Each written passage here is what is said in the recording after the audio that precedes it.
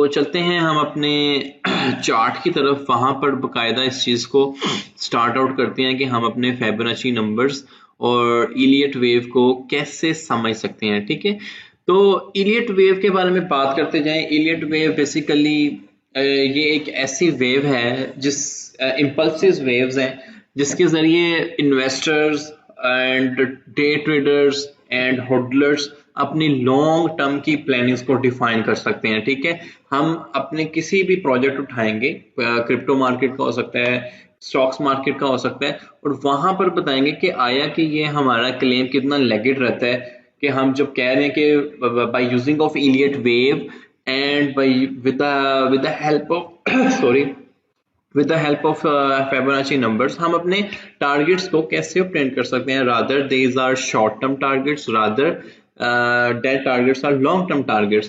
तो मैंने ये फेवरेट किया हुआ हमने पिछली वीडियो में डिस्कस किया था कि कैसे करते हैं। आप जस्ट चाहें what ever the tool you like, just make it mark, आप उसको फेवरेट कर लेंगे। ठीक है, यहाँ पे मैंने ये स्टार पे मार्क किया हुआ है। तो फर्स्ट ऑफ ऑल हम इलियट वेव का एक मैंने टूल ऑलरेडी मैंने तो उठाया हुआ है। ठीक है, आपने भी उठा लेना है। यहाँ से ABCD का पैटर्न या 1 2 3 वट एवर यू लाइक, आप इलियट वेव को उठाएं। ठीक है, हम यहाँ पर इलियट वेव को डिस्कस करेंगे फिबोनाची नंबर्स के साथ, ट्रेंड बेस्ड एक्सटेंशन के साथ। Listen guys, please listen very carefully. एक दफा आपको ये चीज समझ आ जाएगी तो आप किसी भी स्टॉक का एक अच्छा एनालिसिस कर सकते हैं। All you have to do just follow the principles जो हमें काफी सारी सर्चेस के बाद पता चले, एक दो बुक्स के बाद पता चले हैं।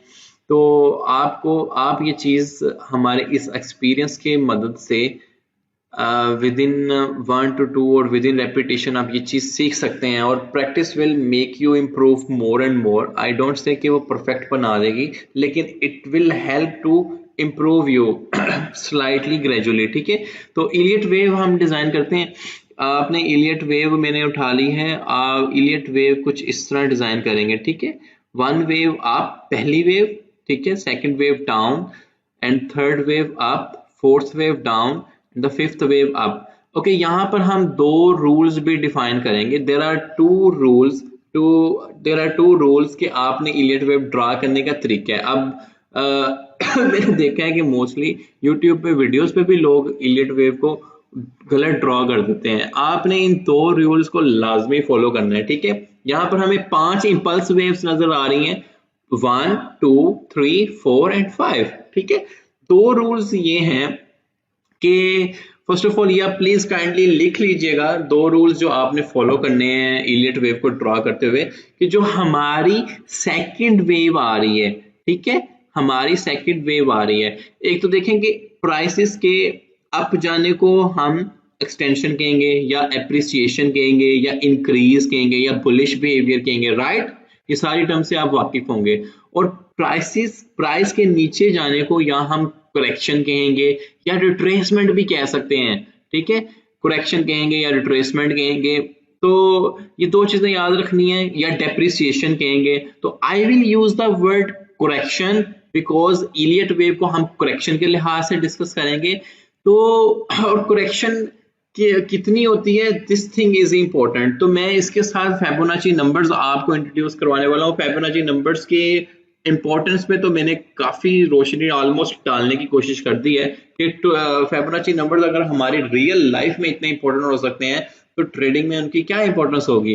ठीक है, तो आपने वेव 1 को हमेशा माइंड में रखना है और फिबोनाची नंबर उठाना है। यहाँ से कोई भी आप फिबोनाची नंबर आपने लेना है रिट्रेसमेंट वाला। ठीक है, you can find very easily कि रिट्रेसमेंट वाला आपने फिबोनाची नंबर लेना है। या मैंने इसको ऑलरेडी मैंने FIB रिट्रेसमेंट को फेवरेट किया हुआ है, you can find from here, और वहां से आप इसको फेवरेट आउट कर सकते हैं। ठीक है, just go here in any tool और आपको फिबोनाची नंबर मिल जाएगा।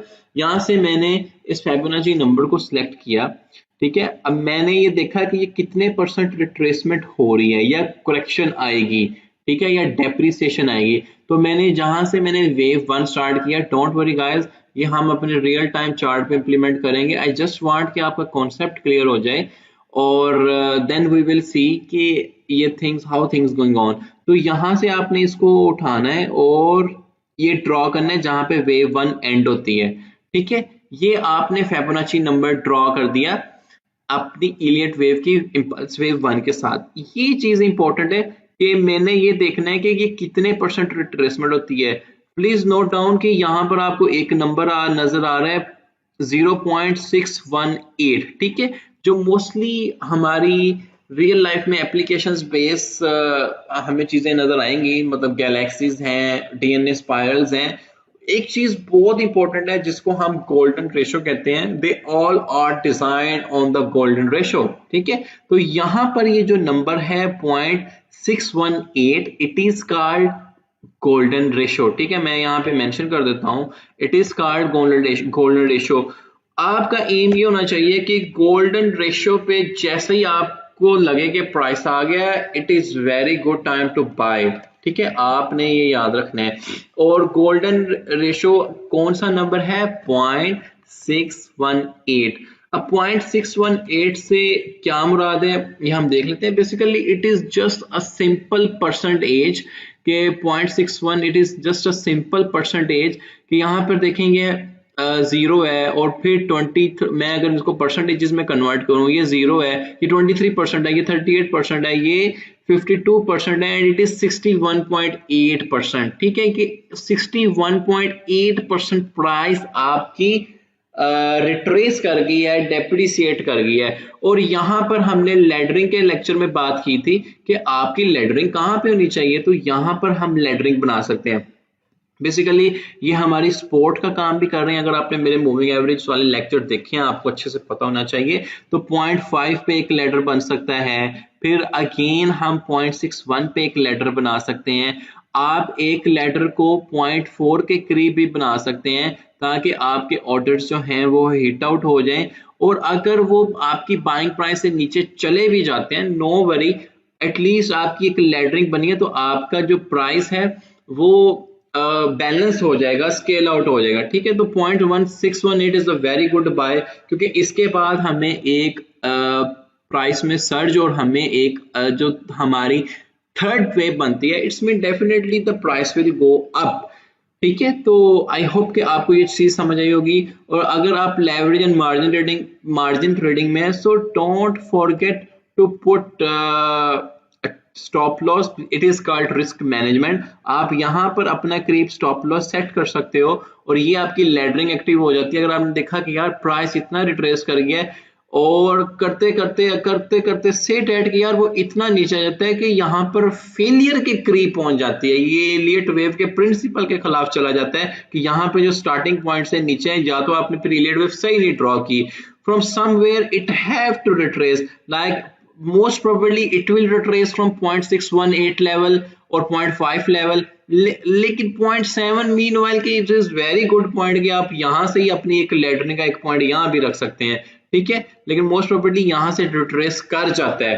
तो आई होप कि जो मैं कॉन्सेप्ट आपको दिया रिट्रेसमेंट का, फिबोनाची रिट्रेसमेंट का, इससे क्या मुराद है, मुझे उम्मीद है कि आपको ये समझ आई होगी। अब वरना आप रेपिटेशन में देख सकते हैं। ठीक है, ये आप नोट डाउन कीजिए, ये हमें काफी हेल्प आउट करेंगे आगे इनको मजीद अपने ट्रेडिंग में कैसे हम अपने पाई टारगेट्स अचीव कर सकते हैं। तो पहला पाई टारगेट्स आप अचीव ऐसे कर सकते हैं कि जब आपने चार्ट पे इलियट वेव को ड्रॉ करना है, तो आप लोग पूछते हैं यार हम कहाँ पे बाय ऑर्डर सेट करें, so these are the points कि आप पाई टारगेट्स को सेट आउट करें।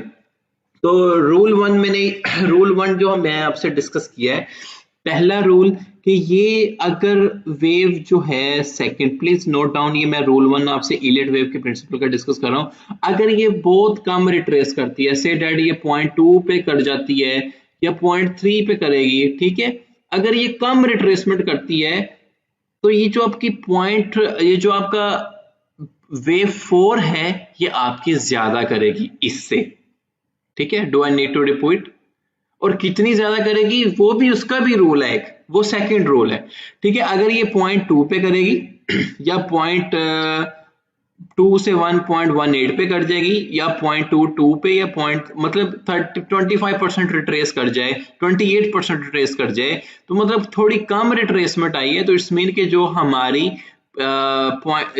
फोर्थ वेव है वो फिर ज्यादा रिट्रेस करेगी, ठीक है, कितनी ज्यादा करेगी, this is one of the important question. तो यहां पर मैं रूल 2 आपके साथ डिफाइन करने जा रहा हूं। रूल 2 ये है, प्लीज नोट डाउन, कि वो इतनी रिट्रेसमेंट नहीं करेगी कि जो वेव वन जहां पे खत्म हो रही है कि उससे भी नीचे चला जाए। Do I need to repeat? Okay, इतनी इतनी रिट्रेसमेंट होगी कि इतनी ज्यादा रिट्रेसमेंट नहीं होगी कि वो यहां से इस टेरिटोरिटी ऑफ वेव वन से नीचे चला जाए, ठीक है। This is the second rule. First rule मैंने ये बताया कि अगर ये रिट्रेसमेंट कम आपको देखने को मिलती है तो यहां पर आपको वेव 4 में रिट्रेसमेंट ज्यादा देखने को मिलेगी, लेकिन कितनी ज्यादा देखने को मिलेगी वो वेव 1 से नीचे नहीं ज्यादा आपको देखने मिलेगी, ठीक है। ये दो रूल्स हैं गाइस, इलियट वेव को समझने में, अपने बाय टारगेट सेट करने में, अपने सेल टारगेट सेट करने में आपको काफी हेल्प आउट करेगा, ठीक है। बाय तो आपने कर लिया कि 618 गोल्डन रेशियो के करीब आपने बाय तो कर लिया, अब आपने अपना सेट टारगेट डिफाइन करना है, ठीक है, सेट टारगेट। और मैंने आपको रिस्क मैनेजमेंट का भी बताया कि आपने रिस्क मैनेजमेंट को नहीं भूलना। कैसे? अगर आप लॉन्ग और शॉर्ट लॉन्ग ट्रेडिंग में है तो 0.718 से अगर आप लॉन्ग कर रहे हो और स्केलिंग आउट कर रहे हो प्राइस को, तो इसके बाद आपका जो टाइट स्टॉप लॉट है वो बिल्कुल यहां पर होना चाहिए, मीनवाइल यहां से जहां से अपने इलियट वेव स्टार्ट की थी, ताकि आपको पता चले कि अगर इतना बुरा भी रेस कर रहा है, डेप्रिसिएट कर रहा है, आप स्टॉप लॉस से बाहर आ जाओगे, राइट। तो इसको आपने keep remember, basic risk management वाली मेरी वीडियो देखिए, इंशाल्लाह आपको समझ आएगी कि आपने अपनी रिस्क टू रिवार्ड रेशियो को स्केलिंग आउट कैसे करना है। अभी तक मैंने एक्सपेक्ट करता हूं कि रिट्रेसमेंट वाली चीज आपको समझ आ गई होगी कि ये बेसिकली परसेंटेजेस हैं और कितने परसेंट रिट्रेस करता है, दैट इज इंपॉर्टेंट, और आपके बाय लेडरिंग कहाँ पे हो सकती है, ठीक है। तो इंशाल्लाह आगे चलते हैं, राइट। यहाँ तक आपको समझ आ गया? ओके, तो सिमिलरली मैंने वेव 1 की जब रिट्रेसमेंट फेबोनाची नंबर के थ्रू ड्रॉ की है, तो मैं इसको फिलहाल के लिए रिमूव कर रहा हूं इस ड्राइंग को, और बाद में मैं आपको बताऊंगा कि जो मेरी वेव 2 है, बेसिकली वेव जो 3 मेरी स्टार्ट हो रही है, उसका भी एक फेबोनाची रिट्रेसमेंट हम वहां पे भी ड्रॉ करेंगे, ठीक है। मतलब यहाँ वेव 2 यहाँ से स्टार्ट हो रही है ना, और वेव 3 एंड कहाँ पे हो रही है? यहाँ तक। तो यहाँ पर देखें कि यहाँ पर हमें कहाँ पर रिट्रेसमेंट देखने को मिल रही है, 0.5 के करीब, पॉइंट यहाँ पे करीब। अगर ये कम में रूल हुई है, अगर तो ये मेरी वेव 2 पे कम रिट्रेस हो रहा है, वेव 2 मेरी कम रिट्रेस हो रही है, तो ये आपको ज्यादा मिलेगी वेव 2 से, ठीक है। अगर वो आपको 20% मिल गई है तो ये मे भी आपको 38% मिल जाए, मोस्ट प्रोबेबली 0.5 भी मिल जाए। तो आपके बाय ऑर्डर्स अगेन फिर इस पॉइंट में आएंगे, ठीक है, आपकी लेटर होनी चाहिए। तो पहली 0 to 1 पे आपने फेबोनाची रिट्रेसमेंट ड्रॉ करना है, फिर 2 से 3 पे आपने फेबोनाची रिट्रेसमेंट ड्रॉ करना है, एंड अगेन यहाँ पर जो सबसे बड़ी लोग गलती करते हैं कि वो अपनी फेबोनाची रिट्रेसमेंट को अगेन जब फोर्थ और फिफ्थ वेव जो है हमारी, जहां पे हमारी फोर्थ वेव खत्म हो रही है और फिफ्थ वेव स्टार्ट हो रही है, वो क्या करते हैं कि फेबोनाची नंबर्स को उठाते हैं, यहां से ड्रॉ कर देते हैं। This is one of the biggest mistake all people are doing, और एक्सपेक्ट करते हैं कि ये यहां से रिट्रेस कर जाएगी और हम अपने बाय ऑर्डर्स लगाएंगे। No, never.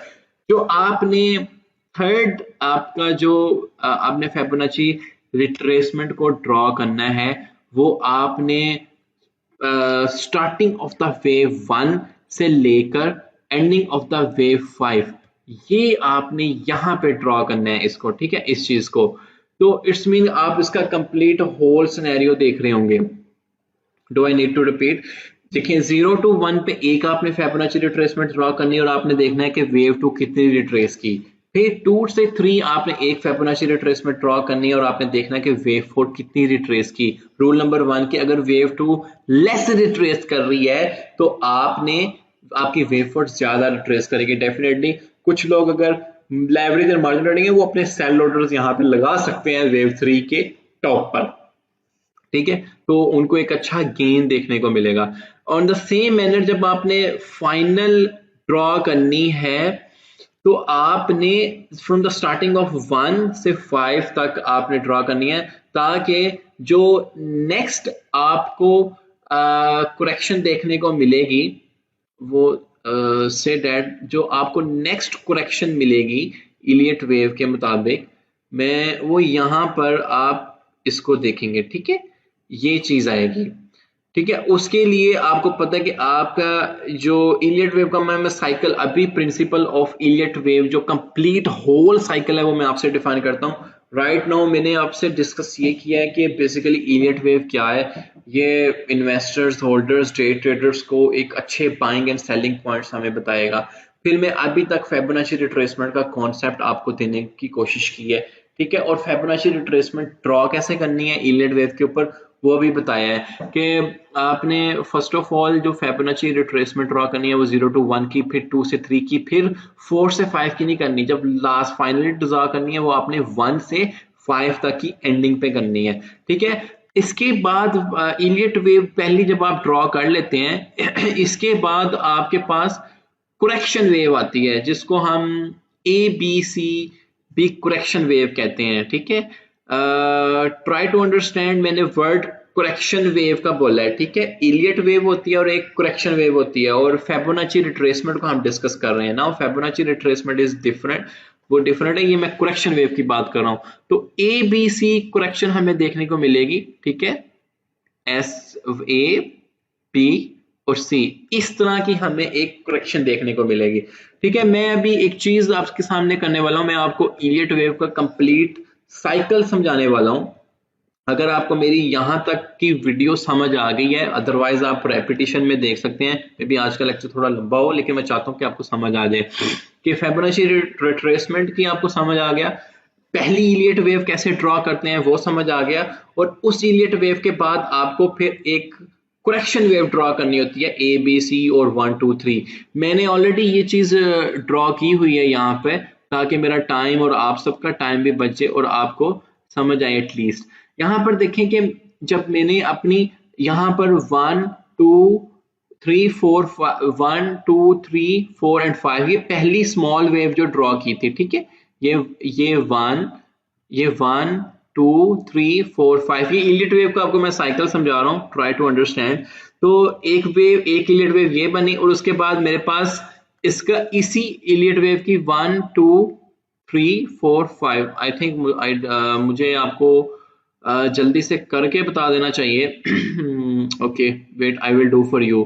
तो यहाँ पर आप देखें इलियट वेव उठाता हूँ, ये मैं एक इलियट वेव ड्रॉ करता हूँ 1 2 3 और 4 ओके एंड सॉरी 4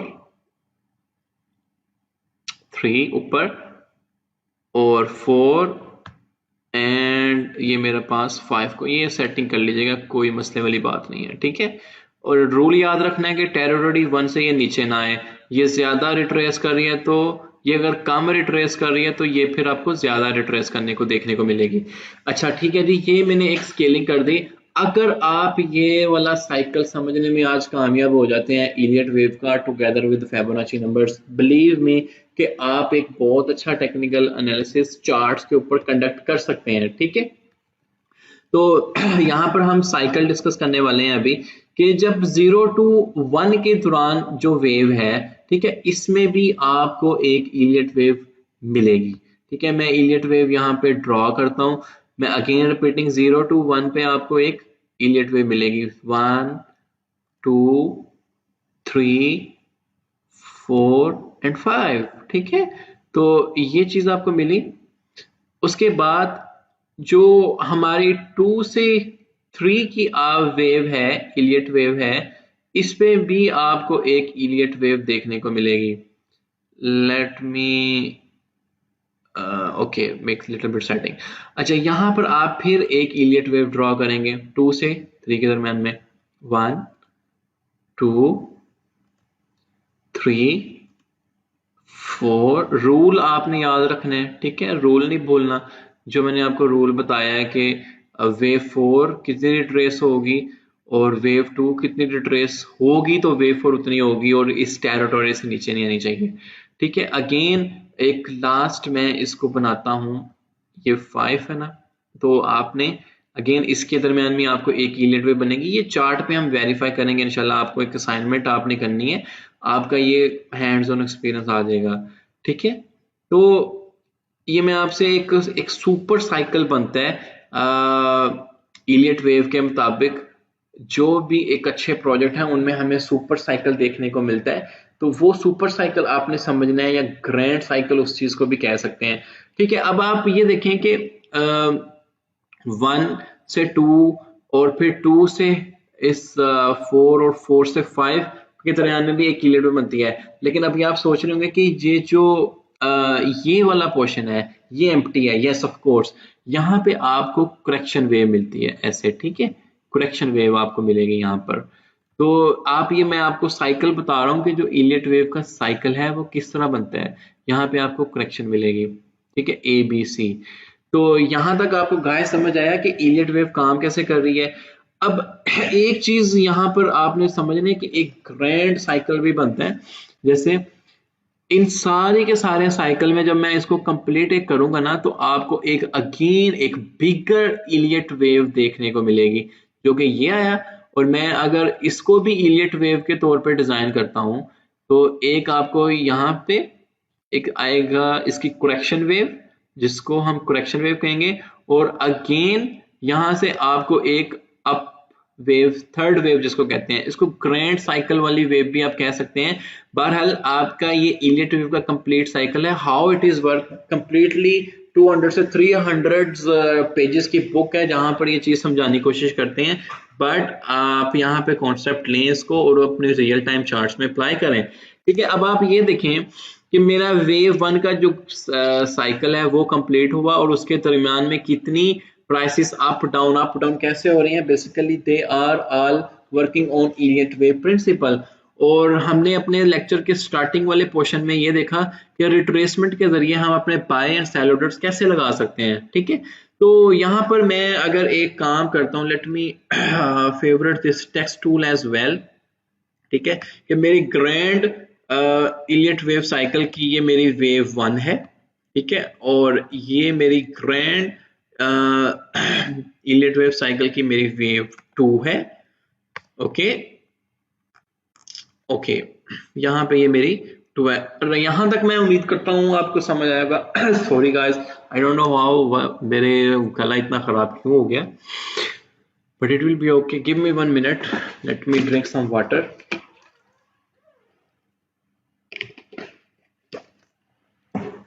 जी, तो जब हमारी सेकंड वेव आ गई, इसको हम करेक्शन वेव कह रहे हैं। तो इसकी इस करेक्शन वेव में आपने नोट डाउन किया होगा कि हमेशा आपको एबीसी वेव मिलती है। ठीक है, करेक्शन वेव में आपको कौन सी वेव मिल रही है? एबीसी वेव मिल रही है। तो मैं यहाँ की इसकी एबीसी वेव को ड्रॉ करूंगा। ठीक है, मैं एक साइकिल समझा रहा हूँ। इंशाल्लाह आपने जो नेक्स्ट साइकिल ड्रॉ करने हैं वो आपने खुद अपने से ड्रॉ करने हैं। तो जो मेरी ये ग्रैंड साइकिल की, ग्रैंड इलियट वेव की, जो आपको पता है सेकंड वेव बनती है, उसमें हमेशा करेक्शन वेव आती है।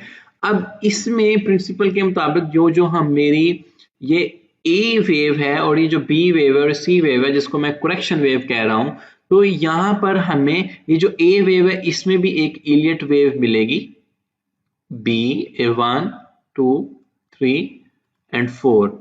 ठीक है, और अगेन जो मेरी B2C है इसमें भी मुझे एक इलियट वेव मिलेगी देखनी, 1 2 3 4।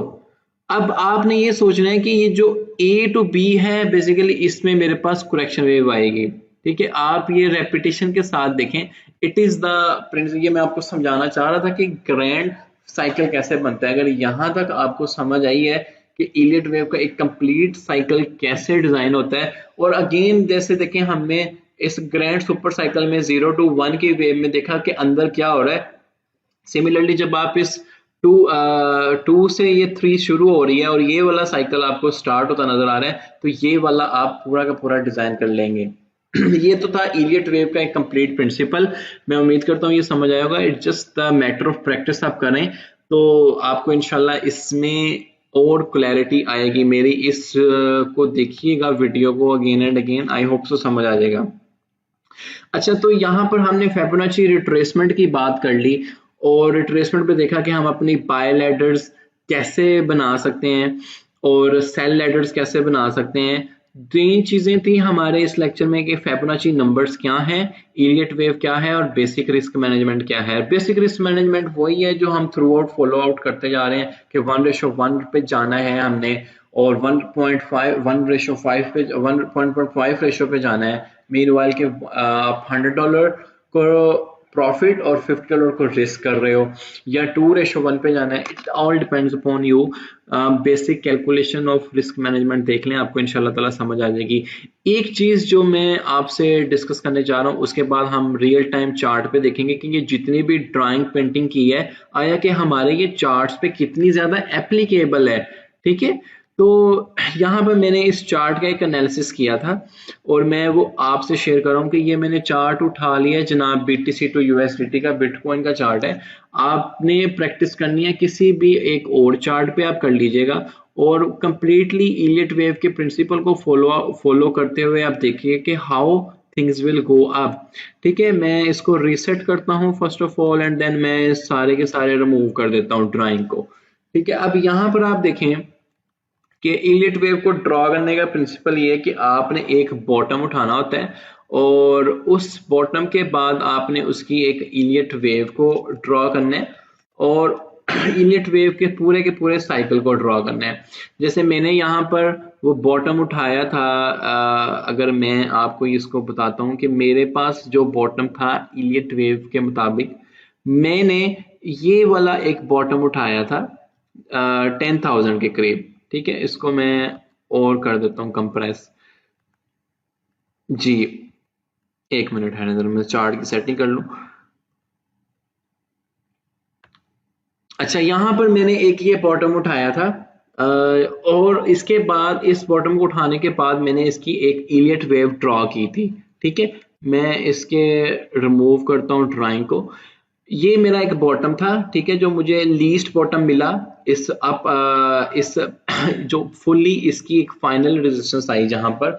अब मैं इस बॉटम से अगर एक इलियट वेव का साइकिल ड्रॉ करता हूँ, आपने इलियट वेव के साइकिल को समझ लेना है कि उसमें हमें बहुत सारी इलियट्स मिलती हैं। Say that this is my bottom और मैं एक इलियट वेव को ड्रॉ करना स्टार्ट करता हूँ यहाँ पे 1 2 3 4 एंड 5।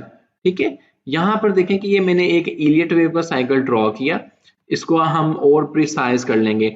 यहाँ पर देखें कि जैसे जो मैंने रूल कहा है आपको कि अगर मेरी वेव 2 कम रिट्रेस कर रही है तो मेरी जो वेव 4 है वो ज्यादा रिट्रेस करेगी, बट इतनी नहीं करेगी कि हमारी जो वेव 1 की जहां पे टेरिटरी खत्म हो रही है, ये जो एंडिंग है, कि उसको भी क्रॉस कर जाए। ठीक है, वहां तक नहीं करेगी।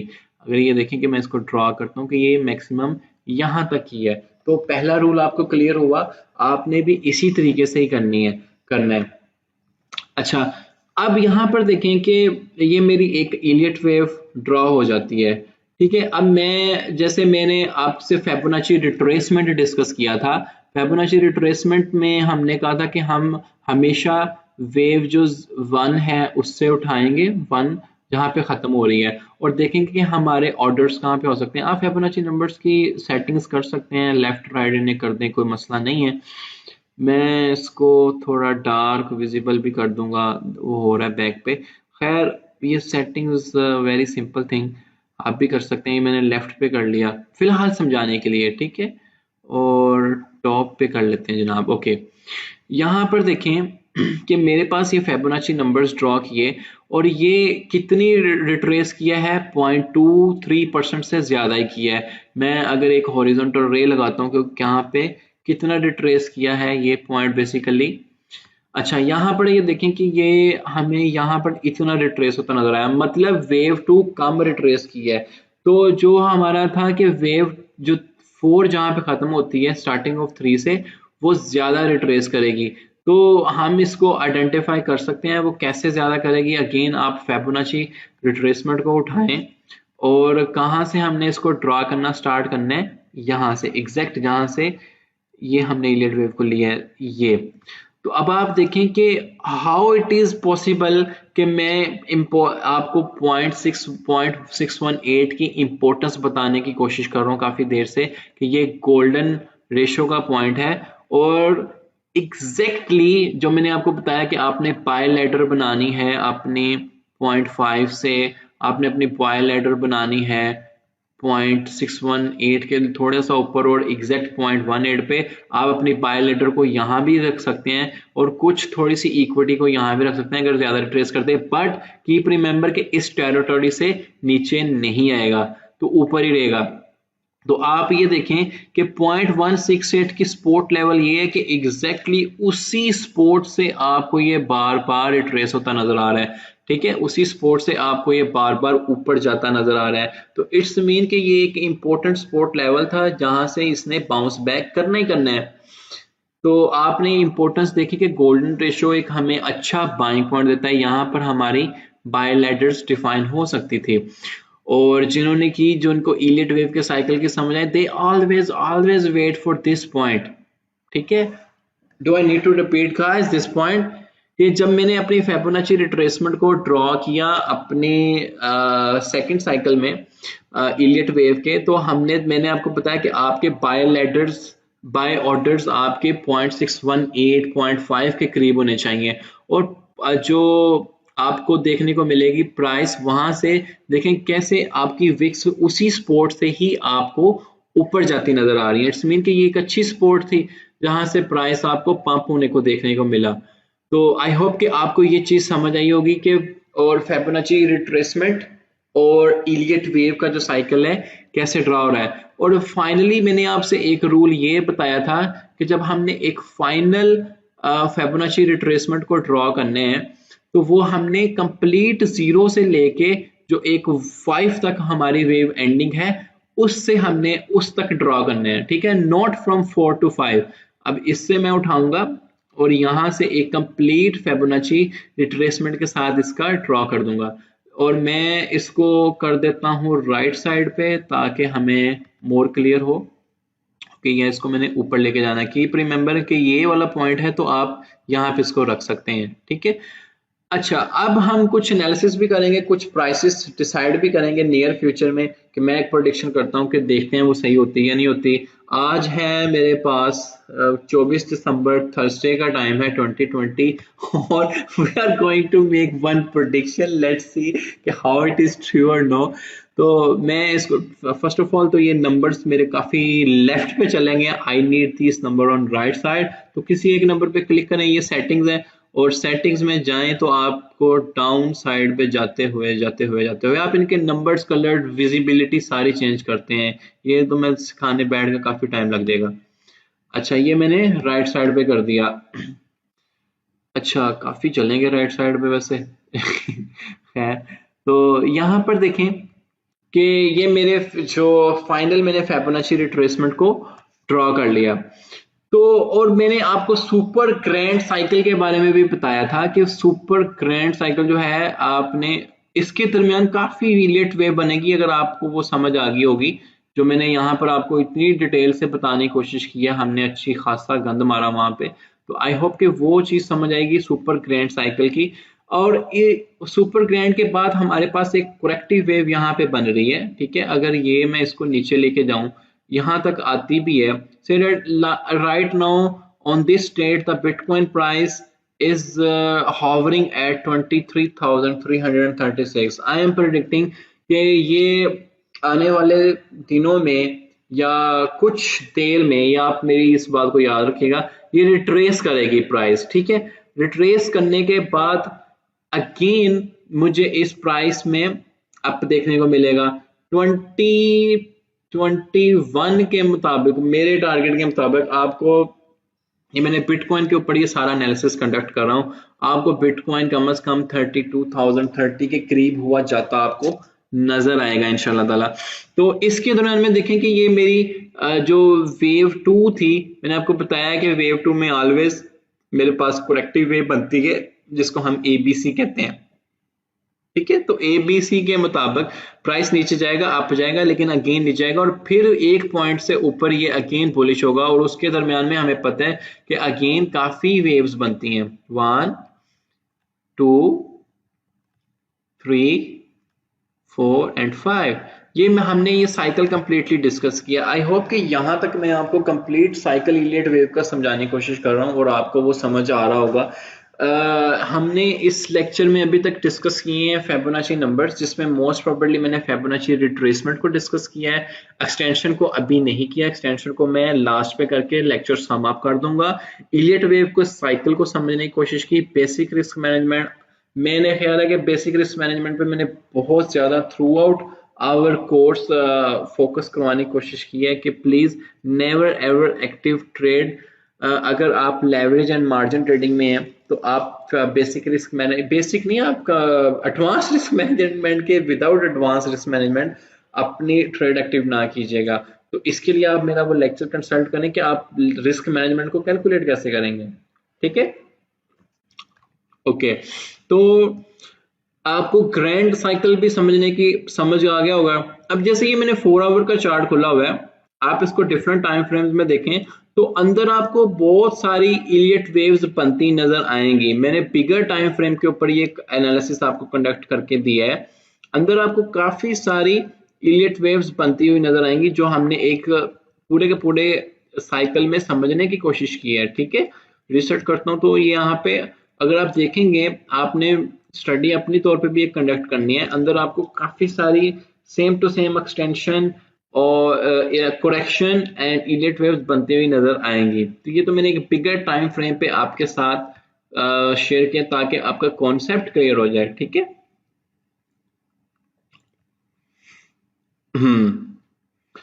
तो इसके बाद फाइनली हम बात करते हैं फिबोनाची रिट्रेसमेंट की। आपको समझ आया, इलियट वेव के पूरे साइकिल को समझ आया और इसके बाद आपको इलियट वेव के साइकिल समझ आया, फिबोनाची रिट्रेसमेंट का समझ आया और इलियट वेव के मोस्ट इंपॉर्टेंट जो रूल्स थे वो समझ आया।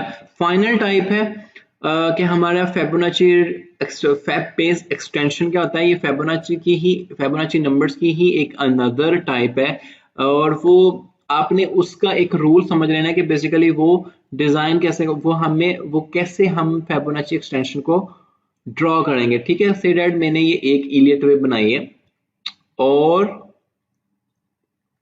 मैंने एक रूल की खिलाफ वर्जी की है। कैन यू पॉइंट आउट कि मैंने ये इलियट वेव मेरी गलत बन गई है, क्यों गलत लग रही है आपको? जरा थोड़े से सेकंड फोकस करें। जी ऑफ कोर्स, ये इसीलिए मेरी गलत बनी है कि ये मेरी टेरिटोरी 1 थी और मैं अब इसको गलत कर रहा हूँ। ठीक है, तो अगर ये मेरी इससे नीचे चले जाती है तो इट्स मीन कि ये गलत है, ये सही नहीं है, ये रूल के खिलाफ है, तो ये आपकी इससे नीचे नहीं जानी चाहिए। ठीक है, लेट मी डिलीट दिस। अच्छा, हम एक्सटेंशन को डिस्कस कर रहे थे। फिबोनाची एक्सटेंशन क्या होती है, रिट्रेसमेंट आपको समझ आ गया। रिट्रेसमेंट ये होती है कि जब भी प्राइस वेव 1 से 2 और 3 से 4 जितनी नीचे आती है, रिट्रेस करती है, बेसिकली आप उसको फिबोनाची रिट्रेसमेंट के टूल से मेजर करते हैं कि याद आया कितने परसेंट ट्रेस करती है। रूल को मैं बार बार रिपीट नहीं कर रहा, रूल याद रखिएगा कि 2 कम हो रही है ट्रेस, 4 ज्यादा होगी। अच्छा, अब हमने ड्रॉ करनी है फैब बेस एक्सटेंशन। ठीक है, ये ट्रेंड बेस FIB एक्सटेंशन है।